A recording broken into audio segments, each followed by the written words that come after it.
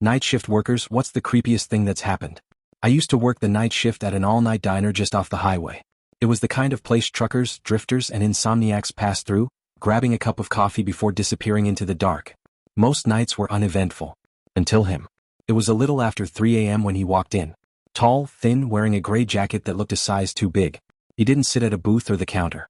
He just stood by the door staring at me. Dining in or taking out? I asked. He didn't answer. Just tilted his head slightly, like he was listening for something. After a long pause, he walked to a booth in the corner, the one farthest from the windows where the light barely reached. I grabbed a menu and went over, trying to ignore the way my skin crawled the closer I got. Coffee? I asked. He nodded. His fingernails were dirty, like he'd been digging in the earth. I noticed then he wasn't wearing shoes. Just socks, filthy and damp. I forced myself to smile and went to get his coffee.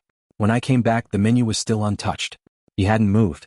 Just sat there, staring at something just past my shoulder. I turned, but there was nothing there. Just the wall. I set down the coffee. Anything else?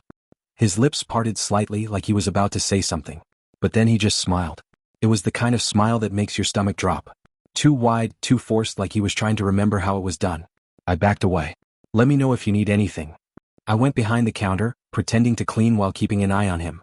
The diner was empty except for me and him, and the clock seemed to move slower with every passing minute. Then without a sound he stood up. He didn't go to the register. Didn't ask for a check. Just walked to the door. But right before stepping outside he stopped. And turned his head. Not his body, just his head twisting too far over his shoulder.